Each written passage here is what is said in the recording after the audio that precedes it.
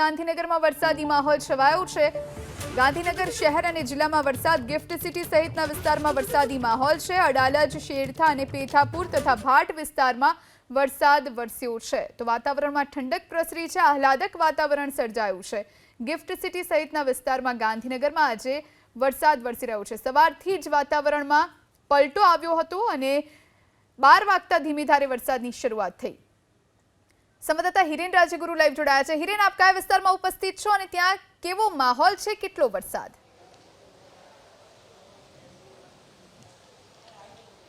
રાજ્યના પાટનગર ગાંધીનગરની અંદર આવેલા સચિવાલય અને વિધાનસભા વિસ્તારની અંદર અત્યારે જો હું ઉપસ્થિત છું, દ્રશ્યો આપને બતાવવાનો પ્રયાસ કરશે મારા સહયોગી પિયુષ લેવા। આપ દ્રશ્યની અંદર જુઓ છો એ પ્રમાણે બપોરે 12 વાગે વરસાદની શરૂઆત થઈ, જે 1 કલાક સુધી હજુ પણ વરસાદ વરસી રહ્યો છે। તે દ્રશ્યો પણ આપ ટીવી સ્ક્રીન ઉપર જોઈ શકો છો। જો કે વરસાદ 1 કલાક દરમિયાન તેની ગતિમાં વધારો ઘટાડો જોવા મળ્યો, પરંતુ અત્યારે ફરીથી એક વખત વરસાદની ગતિ વધી છે। તો બીજી તરફ પાટનગર ગાંધીનગરની વાત કરીએ તો કેટલાક એવા વિસ્તાર છે કે જ્યાં પાણી પણ ભરાયા છે।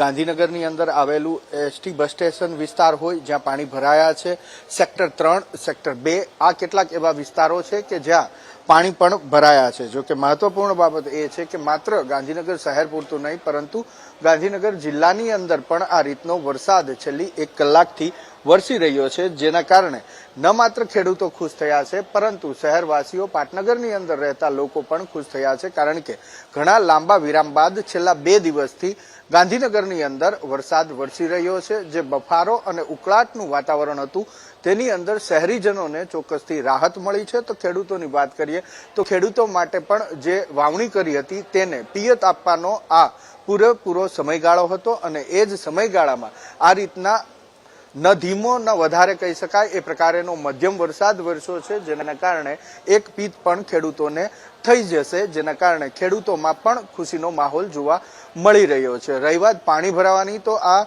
રાજ્યનું પાટનગર છે ગાંધીનગર કે જ્યાં ક્યારેય આવી સમસ્યા ભૂતકાળમાં ધ્યાનમાં નથી આવી પાણી ભરાવાની, પરંતુ છેલ્લા 2 થી 3 વર્ષની અંદર પાટનગર ગાંધીનગરની અંદર જે ખોદકામ થયું છે અને ત્યારબાદની જે પરિસ્થિતિ રોડ રસ્તાની અને પાણીની લાઈન હોય કે ગટરની લાઈન હોય તેની અંદર બદલાવ થયો છે, જેના કારણે કેટલાક વિસ્તારો એવા છે કે જ્યાં પાણી ભરાવાની સમસ્યા હવે ગાંધીનગરમાં સામે આવી છે। તો એ જ રીતે આજે પણ કેટલાક વિસ્તાર એવા છે કે જ્યાં આ 1 કલાકથી વરસી રહેલા મધ્યમ પ્રકારના વરસાદમાં પણ પાણી ભરાયા છે, જેના કારણે લોકો થોડી મુશ્કેલી અનુભવી રહ્યા છે। જો કે મુશ્કેલીની સામે લોકો ખુશી વધારે અનુભવી રહ્યા છે, કારણ કે બફારો અને ઉકળાટનું વાતાવરણ છેલ્લા 2-3 દિવસથી હતું। ગાંધીનગરની અંદર અસહ્ય બફારો અને ઉકળાટ હતો, જેની વચ્ચે છેલ્લા 2 દિવસમાં આ રીતે મેઘરાજા મહેરબાન થયા છે, જેનાથી શહેરીજનો ખુશ થયા છે અને શહેરીજનોને આ બફારા અને ઉકળાટમાંથી રાહત મળી છે। તો ખેડૂતો માટે અત્યંત મહત્વપૂર્ણ વરસાદ આ સાબિત થશે, કારણ કે પિયતનો સમય હતો અને એવા સમયે આ મધ્યમ પ્રકારનો વરસાદ એ ખેડૂતો માટે કાચું સોનું પકવતો સાબિત થતો હોય છે। જી આભાર હિરેન, આપ જોડાઈને તમામ જાણકારી આપી તે માટે।